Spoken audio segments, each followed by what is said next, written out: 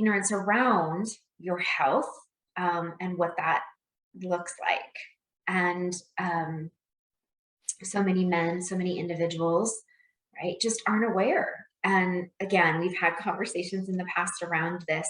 And so, um, I could use it for instance, right? What medications are you taking, right? So most of us, most people are on some kind of medication. And, the question is, why?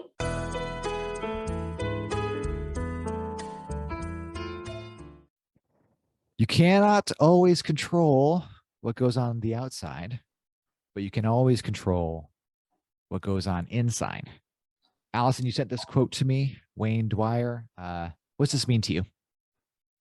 Oh gosh, I think through the years, I have a few years on UJ. So learned probably through more hardship than not, um, right? That the external circumstances don't define me, and that the only thing that I can control is how I react to everything, how I interpret, and what I do with it. So I love Wayne Dyer. I aspire to be him. May he rest in peace. Love him. He's an amazing, amazing mentor.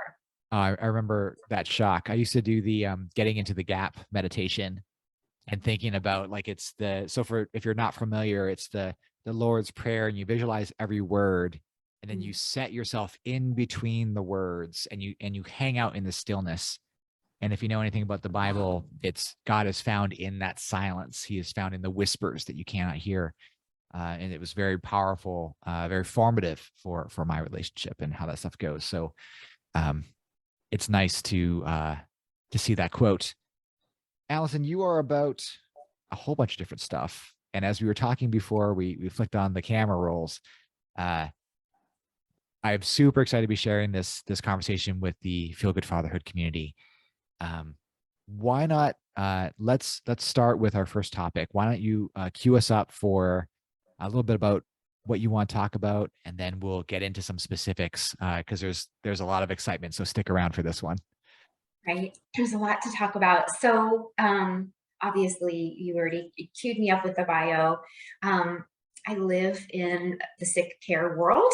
It's what I do day in and day out as a nurse, working with people and sickness and a lot of terminality, right? And so when I say terminality, I really work on the tail end of people's unwellness, and how I can support them leaving this mortal world in a better way. And not everybody gets to do that every day. So, and it's a pretty dark subject. Most people are like, oh, I don't want to talk about what you do, or oh my God, that's what you do, or that's so depressing. And so again, over the years, just so many lessons from all of that. And we continue as a nation, as a world, um, to just be getting more and more unwell. We are not, the trajectory is not in the reverse direction. Let's define that. Let's define that for the Feel Good Fathers.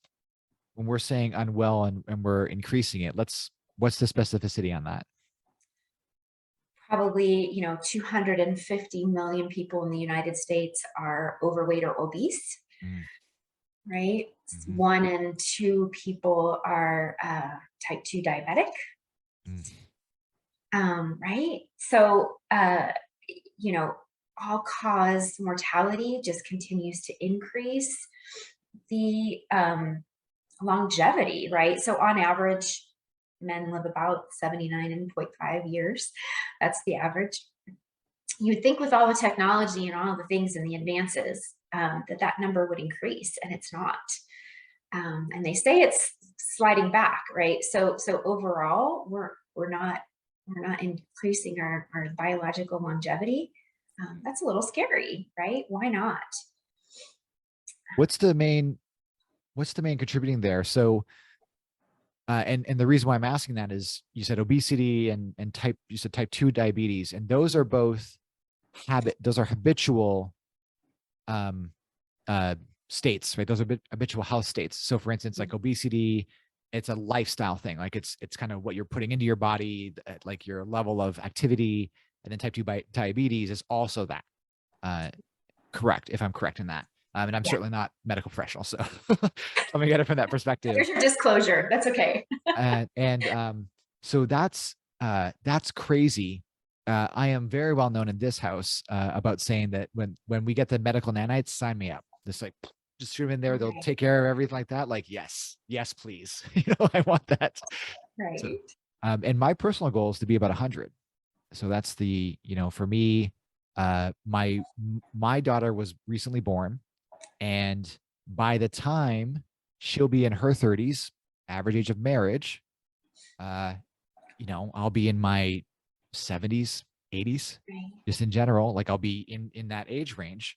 And I think of when I have any conversations when I have with a health professional, mobility coach, my trainer, it's like, look, I'm looking for general health and well-being. Mm-hmm. That's all I want. I want to live as long as possible, to enjoy these little people that I've helped create and raise, and to give as much as I can back to this wonderful world that I live in. Okay. So that's great. So feel good fathers, let's live to 100. Let's make the pact. Right. What do we need to be aware of? I think let's start with just ignorance, right? Ignorance around your health and what that looks like. And so many men, so many individuals, right, just aren't aware. And again, we've had conversations in the past around this. And so, I could use it for instance, right? What medications are you taking, right? So most of us, most people are on some kind of medication.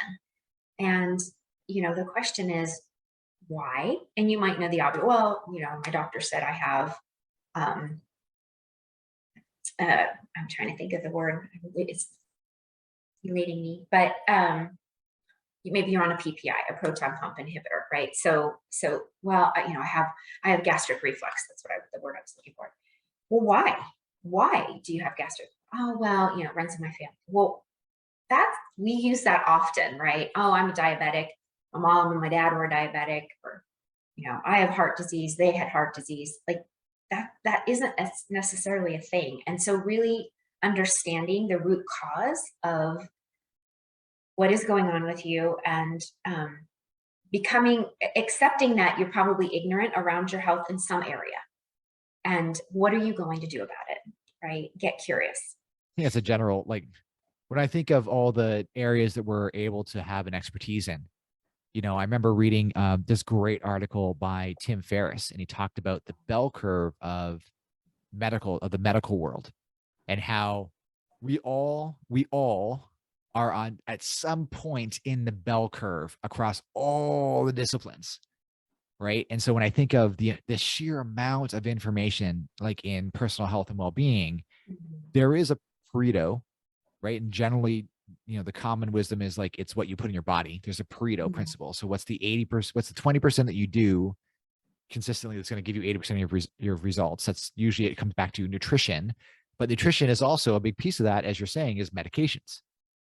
And this is one of our conversations we had, where it's like, I've got a medical thing, and I was taking a medication, and you were Mhm. like, what's it going to do to your liver in 20 years? And I was like, I don't know. What is it going to do to my liver in 20 years? And you were No like, one's talked to me about that. No one's brought it up. How come, yes. right? Yeah. And in fact, it's really funny because I just went to the dentist recently, and they were like, oh, are you still taking all these things? And I was like, yes. And they're like, great. I'm like, is it? like, Right. like after our conversation, I'm like, oh, well, is it? Like, is there something I should know there?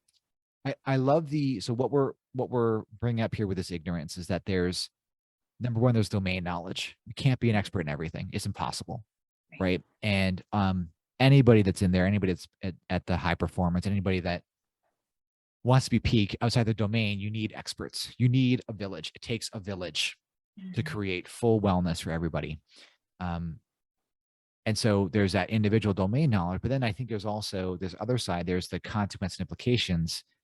And this is something else I'd love to talk to you about later on, which is like, all right, so you get advice. Where do you validate that?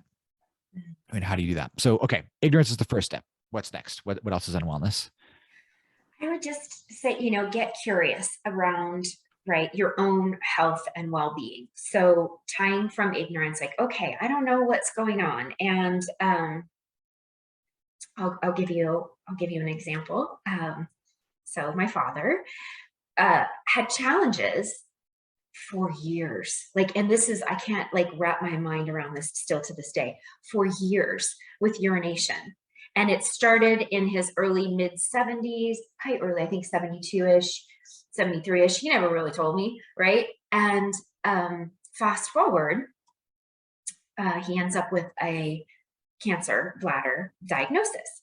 And walked him through this journey that was only 7 months from diagnosis to death. And this is what I do for a living.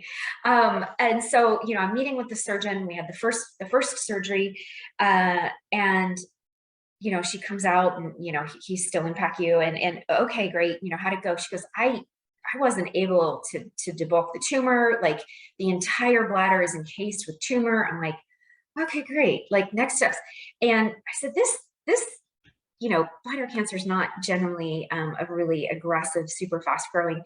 I said, this sounds really advanced at this point, and did you see any metastasis and yada, yada, which means spreading of the cancer while she was in there.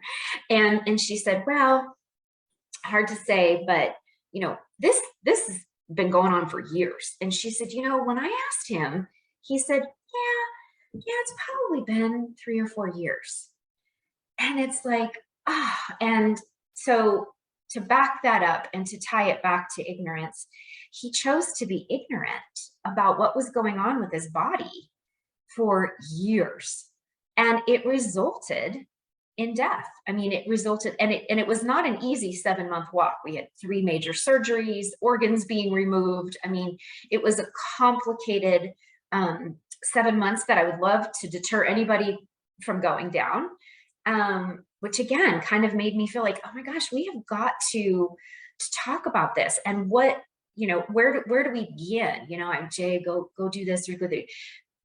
Don't be ignorant. If you're ignorant and you choose to stick your head in the sand, it could result in death, right? And if that sounds scary, I want it to be, because maybe that will prompt you to do something.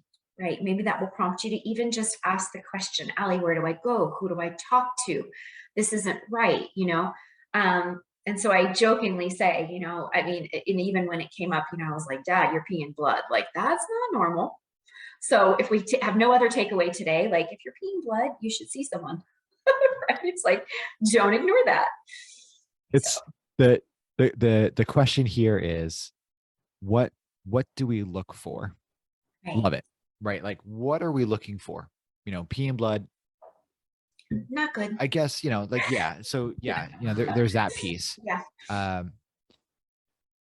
What do we, when you're a father, you're at different age ranges, right? You could be in your 20s, could be, God forbid, you're in your teens, everybody makes choices.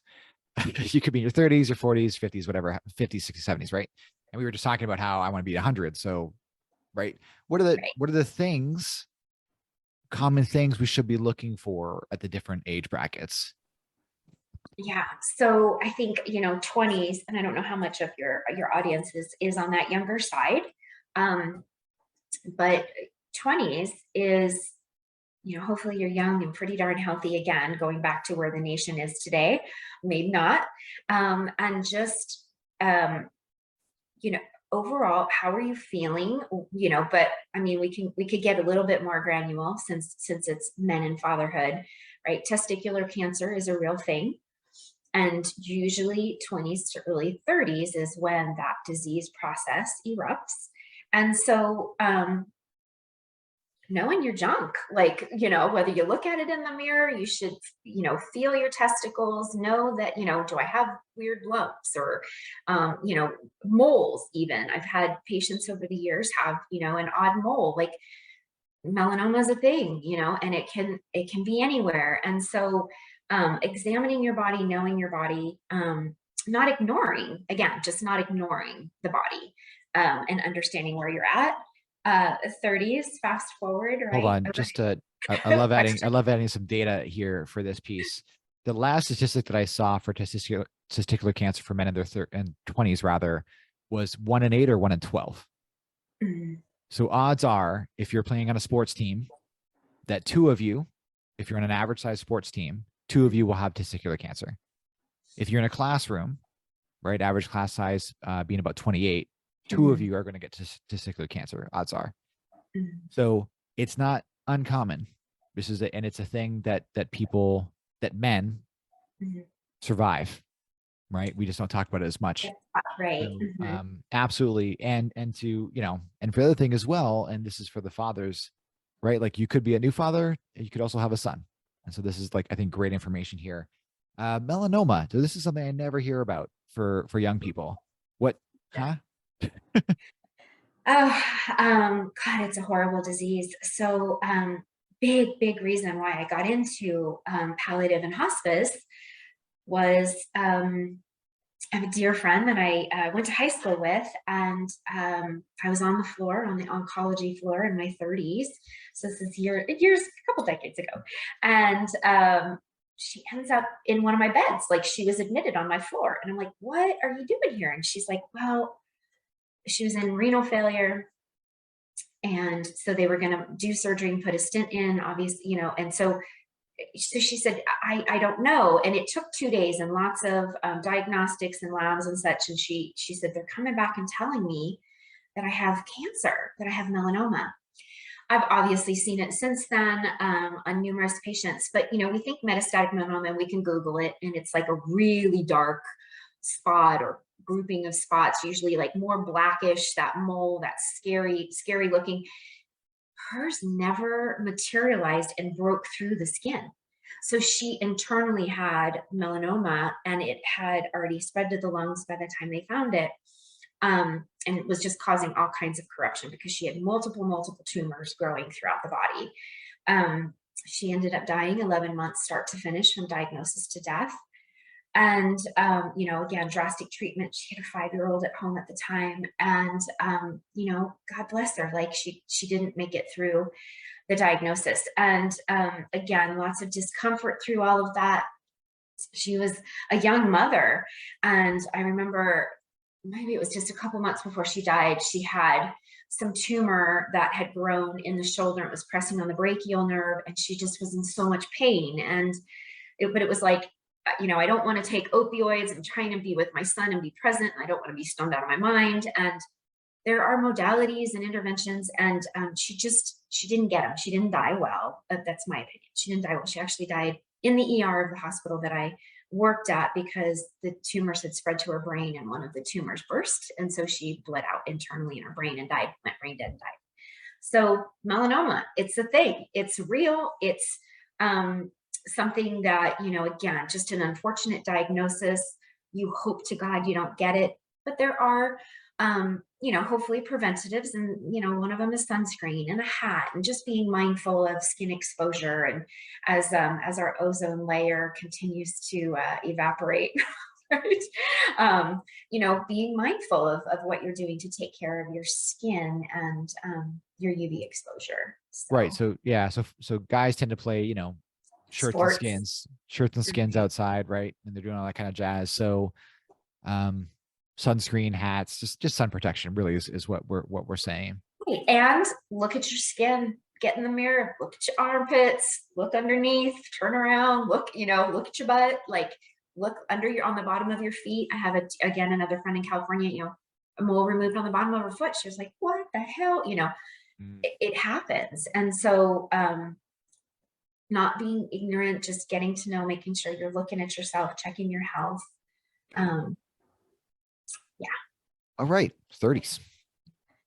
Right. So 30s, I would say both of those, right? So we're watching, you're examining, you're self-examining, and you're asking yourself questions if things aren't quite right. And whatever that looks like, well, I used to, I got a lump here, that feels weird, or, bowel changes.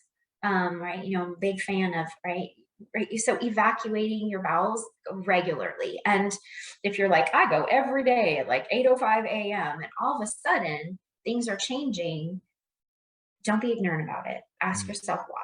what did I change a diet? Did I, right? And so this can go back to, if I'm in my 30s and I have a new baby and I'm not sleeping, everything gets off, right? Mm. Circadian rhythms get off. And so that could also affect the bowels. But really asking yourself, well, I'm like clockwork and now I'm not. Um, and just deciding like what to do about it, even if it's just asking your doctor.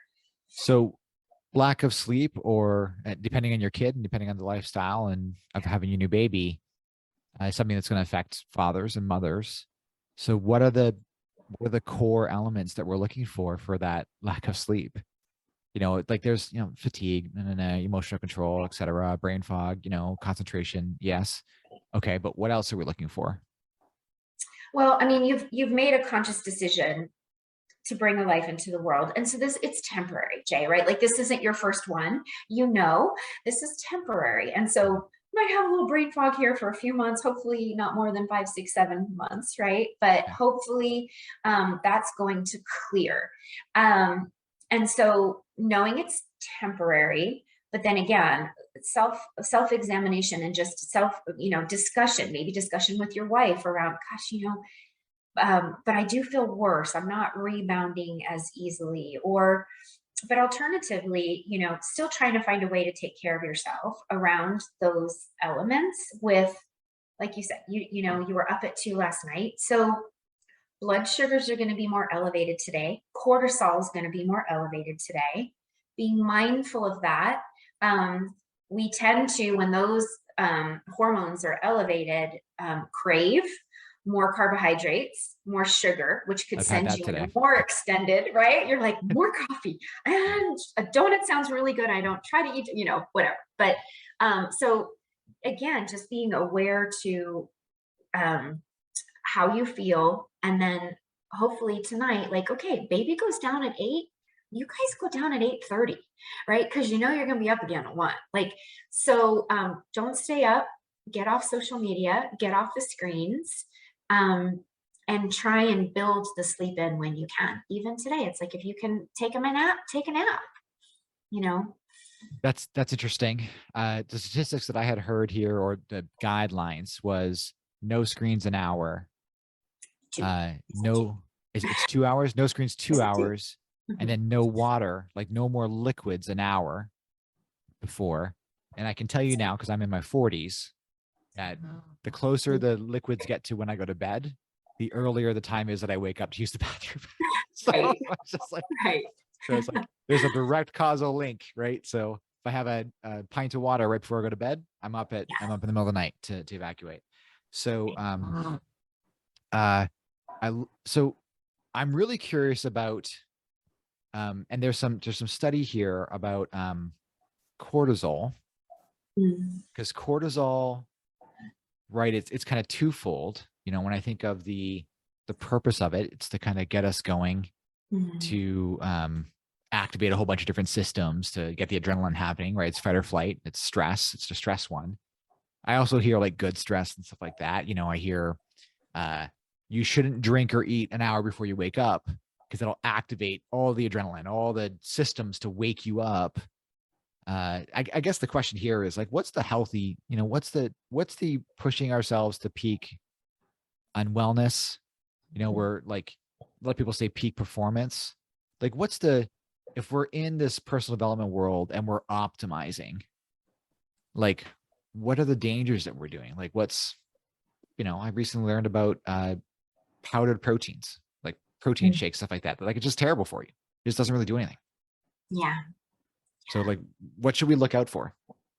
Yeah, I think just going back to working on that sleep regimen, right? And Mhm. again, knowing it's temporary if you're in a position with a newborn or a small child, right? Knowing it's temporary, but really, again, not being ignorant to it all. Understand, okay, I was up half the night. Today's going to be interesting. I really need to not hit the donuts. Let's refrain. Because know that the body's going to have some different cravings than it normally would, and then try and get back on a good rhythm as soon as you possibly can. And hopefully it's not days on end, right? um, but building in time for your own wellness, even for your wife. Like I said, take a nap. um, right, doing those things and building those components into your day. Um, I really prefer 2 hours on the screens. And what I will say, one of the big hacks, we didn't have this years ago, but we've had it in the last few years, is I do have blue block glasses. Right. Like I'm, I just to block out that blue light. And I have, like so many of us, our houses are all built with the LED overhead lights, right? I don't turn mine on, like most of the time, actually, even during the day. I don't turn them on because the natural daylight's coming into the home. And at night, I don't. I have all underlit lights. I have one like table light that I'll turn on. And as soon as, even before the sun starts to go down, I mean, really around 5:30, 6 o'clock, my house is dim lit. And my daughter laughs, she's like, it's always so dark in here. I'm like, we all look better by candlelight, by the way. But I'm like, it's just better. It's allowing my body to wind down from the day.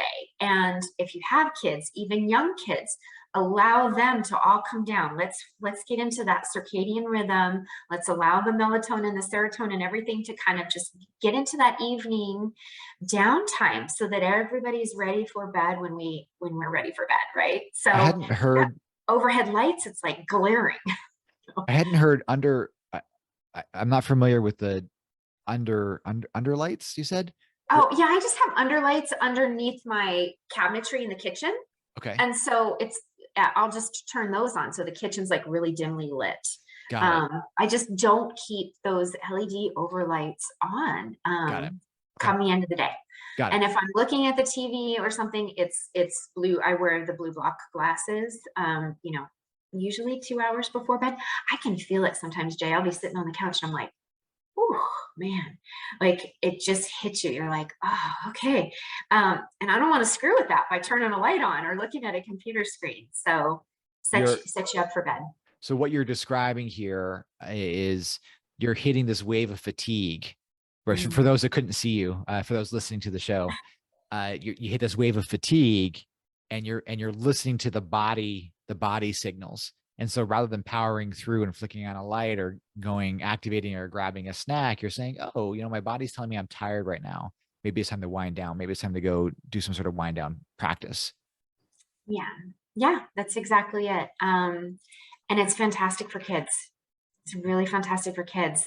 They will come down just like you will. They're wired that way. We're all wired that way. And so, dimly lit and everybody's just kind of working through that mellowness, also eating earlier. So eating 2-3 hours before bedtime, no snacks, like you're done digesting. I like the water thing, like you said. I'm the same, but I have to say, Jay, like now that I'm at the age that I'm at, like it's that balance of hydration versus, I tend to get up once at night and pee and get right back to sleep. So Yeah. like neither here nor there, right? Because you don't want to go to bed necessarily super dehydrated either.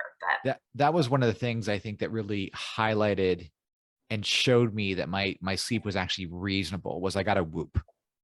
So I have the Whoop, and it was showing me, and it told me very specifically, it was like, it's fine for you to get up once or twice during the night. It's fine for you to spend time awake. And then once I just internalized, like, oh, this is normal. It's normal for me to be kind of conscious of what's happening in my bedroom at night. Like, it's kind of normal that it's not every night that I'm like putting my head down, then like eyes are opening in the morning. Like, it's kind of normal, this other pattern. It's like, oh, I am getting good quality sleep here. Like, it's totally fine. I think they call it efficiency, or I don't know, whatever. There's a number that they have for it. It's like, but I just realized, like, oh, like my sleep patterning is that like usually once or twice in the night, I'm just kind of awake. Like I'm lucid dreaming, like kind of awake, but not like my eyes are closed, but I can hear everything. I'm conscious of the sounds of what's happening in the room, and that was a really big relief. Yeah, right. You're like, okay, I'm not deteriorating my brain. You're not getting into sleep. 100%. All right. What happens in the 40s? Oh goodness. So not dissimilar to 20s and 30s, we should continue all those things, right? Continue the self-evaluations. How are things going? What are things looking like? How are things feeling? But as we continue to age, and as you guys continue to age, you guys have something called a prostate, right? We don't have one. I don't have one. But You do. And the prostate, generally tends to enlarge. The organ just tends to enlarge as you age. Um, and of course, good diet and sleep and living a life of wellness can deter that from happening. But again, examining changes around, so again, um, and bringing it back to my father, really, I thought at most initially, as he was telling me all this stuff with the urination, I thought, oh man, we've got a prostate issue, and we didn't, right? But oftentimes it will show up that way, and so you might have urination changes, and just not being ignorant to it. Additionally, um, your erection might change. Okay. So, and men will say, oh, I was so much harder in my 20s, and, oh, it's just because I'm 45 now. Why? Why? So, is it the prostate? Is it a vascular issue? Is it a functional issue? Is it a metabolic issue? Right. And so there's so many avenues we could go with that, but really watching and examining, and they're backing down. It was a 50 for the prostate exam for men, and they've backed it down to 45 because it's a growing concern, a growing diagnosis where men are getting diagnosed earlier, and coming up with prostate cancer. And so I think it's great to just have that conversation early. I would have it at 40 if I were a man. We set these parameters, and oh man, I could go down a rabbit hole with this, but I feel like so much of it is insurance driven, right? But when we've got a general nation of unwellness, and we've got all these people with metabolic challenges and diabetes and this and that, those are vascular and metabolic issues. It's going to affect every organ in your body, and your prostate's one of them. So, yeah. So sexual health, I know a lot of feel good fathers, right? Having that relationship, having your regular physical intimacy, right? That's something that we definitely want to preserve in addition to this irregular wellness. Right. So there was a hint of two different topics here. So one topic was the change in your erection as you age. I'd love to understand your perspective on this, because you hinted that, like, oh yes, there is a natural change in your erection as you get older. But then the other side, because this recently happened with somebody in my family where they had a prostate issue, and the conversation had to happen. Well, if you get this removed, it has major implications for stuff down the line. And feel good fathers, I'm just letting you know, if this is something you're queasy about, just keep listening. So, because it's important We to should have all this. be able to talk about it, right? Yes. I mean, your identity is tied to it as a man, truly, right? 100%. So what's the natural course of your erection as you get older? I mean, honestly, and I'm going to preface this by saying I'm not an expert. I'm not a urologist, or a medical professional in that realm, right? But what I would say is it really shouldn't change. Like, it shouldn't. If you have great vascular health, um, you're not overweight, you don't have metabolic health issues, the erection really shouldn't change, from my understanding. Um, and that's where it's, when it is, why? Hmm. Is it just because you're exhausted? Right? Is it because you have an underlying disease process looming, like diabetes, which can affect an erection, Okay. right? So those things. So that's what I mean. It's like, again, just getting curious around it. But no, I mean, you should be able to be in your 70s and have an erection just like you did in your 20s. So that shouldn't go away. Um, What about refractory period? Do you know, like, if this is not the realm of expertise, just let me know. But your refractory period, I know that adjusts, that changes. mm, So yeah, that's no, it's basically the recharge between yes, ejaculations, right, right? So that's what we're right. talking about there. Okay. So what are the implications of, um, for men, the core ones, at least from my old wives' tales of my common knowledge, it's heart and prostate. Like, those are the two things that we've got to manage. And so what are the implications of poor prostate health? Like, what do you lose? What could you potentially lose? Well, I mean, certainly you'll lose erectile function, right? Functionality. Um, but again, that diagnosis is no cancer diagnosis. Nobody wants a cancer diagnosis. Got it. And again, generally prostate, more often than not, is a longer trajectory. So caught early, you have a pretty decent um, chance of living, right, and getting beyond the disease, and having it not come back. But still, nobody wants a cancer diagnosis, right? So I actually have one of my dear friends, and I know he's not listening this morning, so I could use him. I just saw him over Thanksgiving, and he's 5 years post diagnosis, but he was 50. And Jay, this guy is the epitome of health. I mean, lean, has been an athlete all his life. Like, I mean, just kick-ass Spartan athlete, like, lives up at altitude in Colorado, can go click off 7 30-minute miles. Like, the man is a phenom, right? And ends up with prostate cancer diagnosis at 50. He opted for the nerve sparing surgery, and I have lots of story around that, but ended up having the prostate removed, and it was years. And I want to say it was really 2 years of tough intervention, climbing back from trying to just get his sexual function back. And months and months and months. And I'm really dear friends with him, but I'm even closer with his wife. And so, we would go out on trail runs, and she's like, oh my God, we were in the ER this morning. He used the injection, and of course, got the erection, and then the erection wouldn't go down. And we ended up in the ER, and they had to reverse it all. And he's like bruised and battered. And I mean, we're talking about your penis and your testicles. Like, this man, like, again, your self-identity is like bruised and beaten just to try and get back sexual function and have some intimacy with your wife. And this went on for years. And anyhow, Thanksgiving, we were talking in just, I think it was like October-ish, he got his 5 years. He's disease free, and hopes to live a long and healthy life ahead of that, but does not have a prostate, and will continue to be screened. And and he said, he's like, Allie, I have to have, now he takes pills, and he's like, I'm down to I take half a pill because one pill's too much. And and I was like, look, you got to do what you got to do, because you're 55.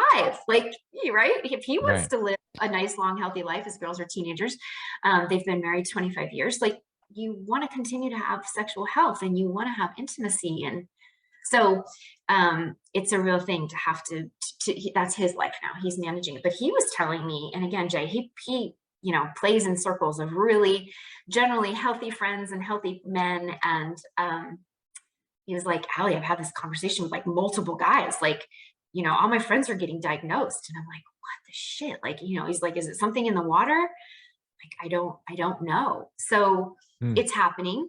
And that's why I'm saying, like, let's start having the conversation in your 40s with your physician. And again, if anything is off, I don't know why I can't get an erection. My erection isn't as hard. I'm peeing funny. I would bring it up, right? Just go rule it out. Rule out prostate. I'm concerned. So. Got it. Yeah. Thanks. Good stuff, right? Good stuff. Yeah. All right. 50s. More of that, right? Sure. More of that. So we're self-examination, and I'll go back to the pooping. Although defecating regularly, evacuating your bowels regularly might still not be, might not change. And we have something called colon cancer, right? And again, that's also on the rise. So, they're saying 50 now for that screening, and it's bounced. It's also bounced back and forth between 45 and 50 and blah, blah, blah. Also, no, my ex-husband's not listening to this. It drives me crazy that he won't go in. He's 57 and he won't go have a colonoscopy. And I know a lot of people that won't. I have a dear friend that I work with, and she's like, I refuse, Allie. I'm like, you are a nurse, for God's sakes. Like, look at what we do for a living. And don't ignore it. Like, we only have so many preventative diagnostics to actually explore and even see if you're on a trajectory of disease or of cancer. And so suck it up, be a big guy, and schedule your colonoscopy. Got So it. Wow. Um, Very enlightening. I think we never know, right? We never know the time we have. And I know that, as I mentioned before, the conversations I'm having around this and why I think this is such a great topic, Allison, for the Feel Good Fathers is that we want it to be the best quality possible. I want to, I want to dance with my daughters if they get married, if they choose that. I want to dance with my daughters, period. Right. Like even then it's like prom and all that other kind of jazz. It's like, sure, why not have the dance, have the daddy dance. It'd be really nice. And I know that for a lot of me, there's that mobility discussion about doing mhm, that side. Heart mhm. disease is in my family. Okay. So my biological father died of a heart attack. I think he was in his 60s, right? About 10 years ago, he died of that. And then, my grandpa, he's had a bypass and stuff like that. So it's just kind of like in the line, Mhm, like it's mhm. staring me in the face because my grandpa is from my mom's side. So it's like both genes are saying like, hey, heart health, do that kind of stuff. And um, so these are all the big, you said preventative side. So this Mhm. is all like, hey, let's go to traditional medicine. Let's go and we want traditional medicine for these big diagnoses where Right, we want them. Like, I don't want to go to a herbologist if I'm having a heart attack. I want to go to a heart surgeon, and I want to right. go to the best one around. So, I'm sure that there's an aspect of unwellness that we can discuss that just has to do with your day-to-day life. Mhm. Like, so what do you got for us there? So I think just day to day is, um, well, and I just want to make one comment on the heart disease, right? So that is actually the number one killer um, across both women and men. It's also continuing on the rise. And I want to say, don't quote me entirely. I think it's like 2.5 more times likely, right? So that we're all going to end up with heart disease versus cancer. Of course, like I said, I live in the world of cancer, so I tend to see that. But I am seeing more and more heart disease, more and more dementia. But let's go to the heart disease, Jay. Right? So you're aware of it. That's awesome.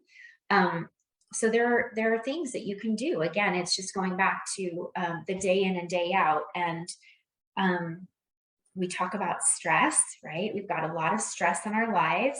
Having children, having a newborn, it's just inherent stress. Just getting up at night, even if it was like you're like, oh, I'm so happy to get up with her, I do not care, like it's not stressing you emotionally or mentally. It's still a physical stress Right. because your body needed to be sleeping and it's not, right? So you're not getting that rejuvenation, all the things, because you're up with her.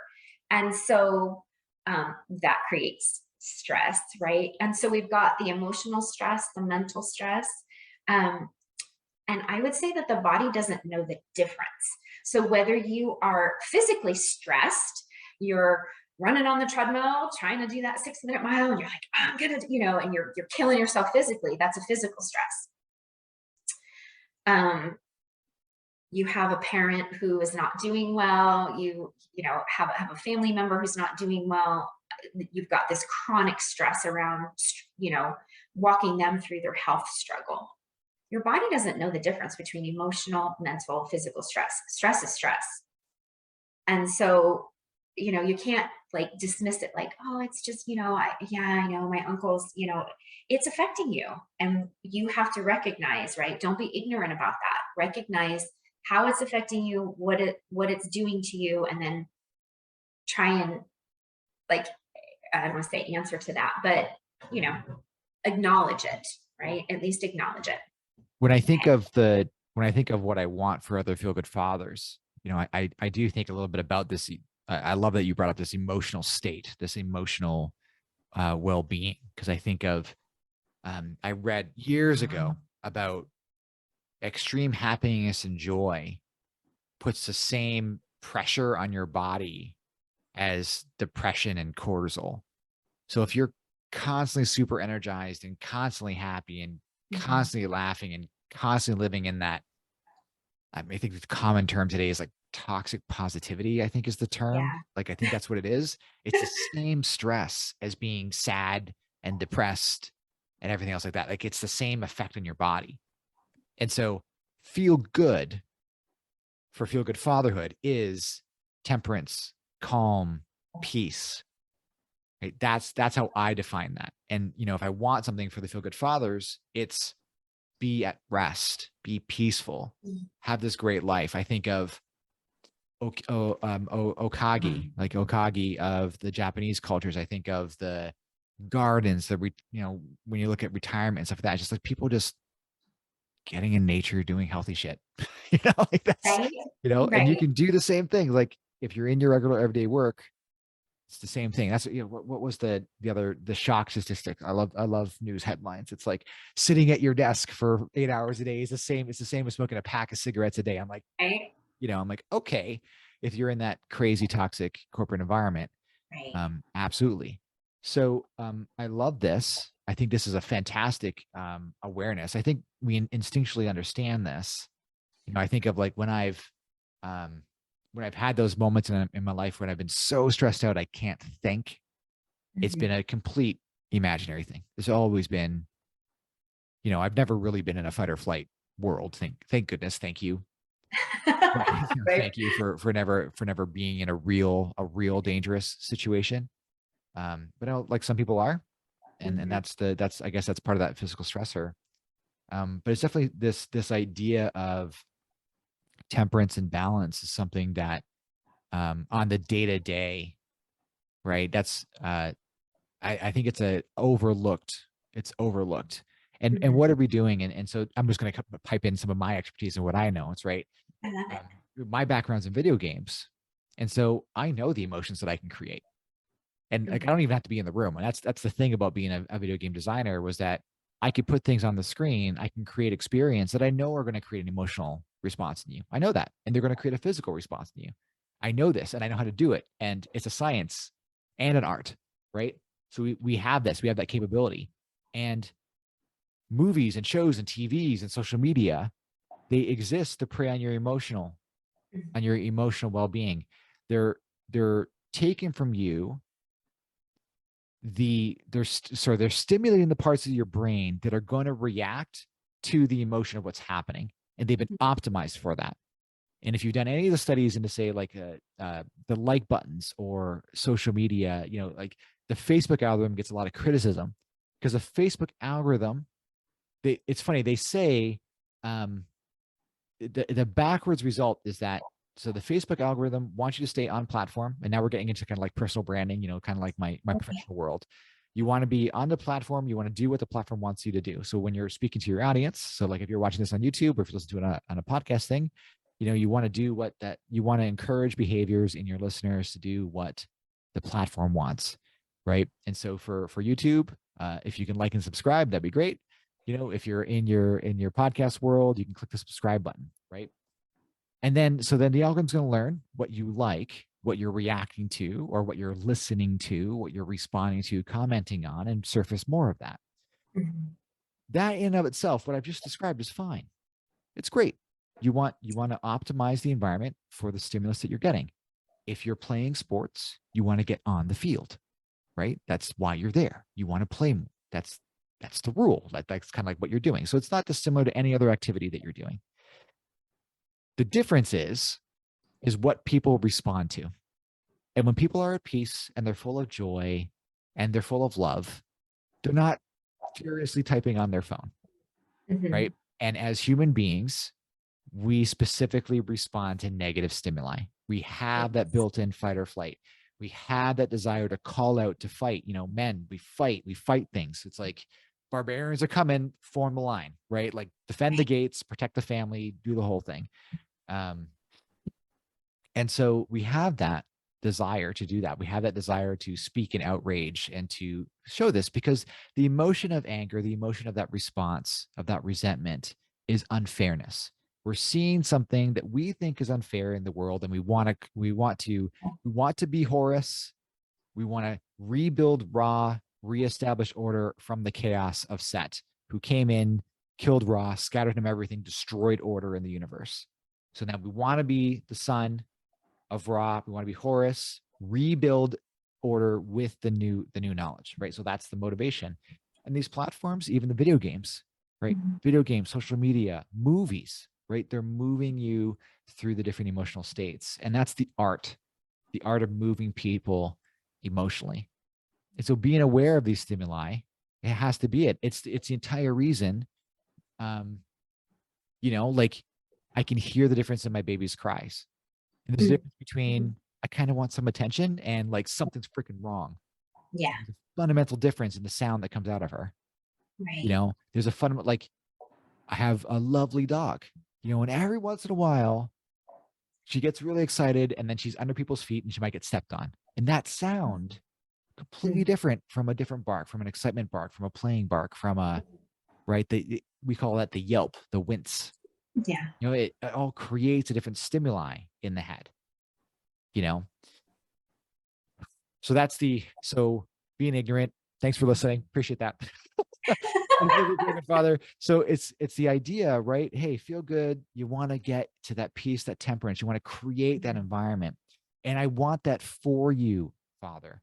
And part of this I think this is a great conversation, this awareness, the shining the light on your physical well-being that Allison is bringing here. And then she just shined a light on some of these emotional, intellectual factors, being stressed out about your finances, being stressed out about the well-being of your wife or your kids, having to go to bat for, I don't know, like your kid gets a ticket or there's a fight at school or Right. whatever, like whatever the situation, it's going to, Endless. yeah, it's Right. going to create that stressor. Um, what else? So there's another relationship, if you're in the regular world, and I think about this heart disease. I Mm. think about now my wife, she works in a hospital as well. So I have some knowledge here, but heart disease shows up differently for men and women. Mm. So as you're a feel good father and, if you happen to have a wife, right. Or you're just a spouse, two women together, whatever happens to be, whatever the permutation is, if you're the woman, it shows up differently. How does heart disease show up for men? So we can know if it's happening to us. Like I guess a heart attack is what I'm asking. Like a heart attack, what does it look like? And then what does it look for Yeah, and I, women? I would say, for men and women, in terms of this, right? And you associate the heart disease with heart attacks. That's the number one symptom is sudden death, which is highly unfortunate. Mm, So, how do we circumvent that from happening, right? I think it comes back to Jay, a bit of what you said around you recognize that you've got it in your family lineage. And so, okay, then I want to make sure I'm having a conversation with my physician regularly. What am I doing to manage my overall health? What biomarkers, right? And so, and when I say biomarkers, right, so it's labs, right? So you're going in and you're getting that well check done. And, tying into the heart disease, so many people, one of the symptoms, and I would say again, men and women, is the high blood pressure. And, so it'll come up and, people like, oh, I have high blood pressure. Oh, my mom had high blood pressure. Why? Why? And, my doctor just put me on a blood pressure medication. So that's okay. Now my blood pressure's managed. Are you on that trajectory of heart disease?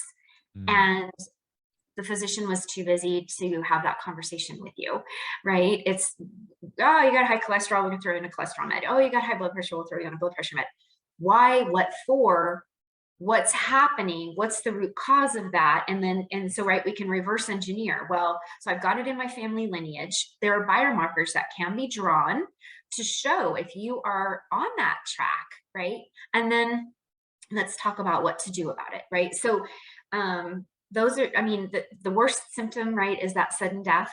And I think what you may be alluding to is men and women are differently. Like, so if women are having a heart attack, right, we tend to have dull pain, or, we may have pain in our back or pain in our chest, down one arm, and it's not always the same for men. And so, we could go down that road, but I think it's like keeping it high level, understand, don't ignore. Do you have family lineage, right? Acknowledge those things and just get curious. talk to your physician about it. The consistent element that I've heard that I think would be the biggest takeaway is to advocate for yourself. Don't just accept a thing and get aggressive. You know, if there's one area I think of your life, Feel Good Fathers, that you need to get aggressive on, it's making sure that you understand the diagnosis. It's making sure that you get the attention to the areas that you want so that you can show up healthily for your family, so you can show up healthily for your kids, and you can show up healthily for your wife or your husband for as long as you can. Right. Right? Because time comes for Love us that. all. I love that. I think, it's so, and again, this is why I've gone and tied it all to ignorance. We have this just inherent trust. It's like, oh, well, I went to the doctor and he said that I need this because my parents had a heart attack. It's like, what else did you talk about? Like, what else can you do? I mean, there are all these other fundamental elements, like you were saying, right? Peace, balance. What does that look like? Nature. So there are so many things and modalities that we can do outside of just throwing a pill at it. And we, in Western culture, right? Western medicine are phenomenal for that. We're like, well, just throw a pill at it. It doesn't make you better. You're treating a symptom. So, right. I think, the takeaway is just don't ignore, right? And if you have a level of acknowledgement, like, yeah, this isn't quite right, my erection is off, or, I'm even just, I'm more tired all the time. That could be a symptom of heart disease. It could also be a symptom of diabetes. I mean, we just don't know. Go in and have a conversation with your medical doctor, I should say, sorry. And if they don't know or they brush you off, find another doctor. That's good. So we do have, we've got Western medicine. I've had great experience with functional medicine. Mhm. There's still medical doctors. There's still a medical school component. These people are highly, highly educated and skilled, but they tend to, in that realm, really try to work at root cause analysis of why, Jay, why are you tired? What is it? And so, yeah, I love that takeaway. Thank you. This has been super fantastic. So Allison, if folks want to learn more about you and they want to reach out to you, have some conversations, I know you have so much to offer. How can they find you? Where can they find you? And any links will be in the show notes. Yeah, thank you, Jay. So I do have a blog, The Fasting Yogi, that'll be in the show notes. And I'm also The Fasting Yogi on Instagram as well as Facebook. And again, the name just came up just to give you a touch of context. People are like, what the heck is that? So those are modalities that I utilize for my own wellness. And so I write about that, and like to share that. And it's not for everybody, right? But fasting as well as yoga have been around for thousands and thousands of years. It's actually in the scriptures, right? We shouldn't be eating and over nutritioning ourselves all hours of the day. So I use some of those modalities for my own wellness. So thank you for asking. Thank you, Allison. Appreciate Thanks, it. Jay. Take care. Hey, Feel Good Fathers, hit that like button to let YouTube know that you liked this video. Comment below with your thoughts and reactions to this interview. I really want to hear what you have to say. Now, as a personal brand strategist, I hear all the time about coaches, trainers, speakers, and authors doing the right thing, but at the wrong time. We specialize in helping brand builders have more impact, more credibility and clarity, and developing an overall brand strategy. When you work with Brand Builders Group, we'll help you do the right thing at the right time. Request a free brand call below. There's a link in the description. And don't forget to subscribe. You'll get updates when the new episodes are launched, and it really helps out the community and the channel. We'll see you next time.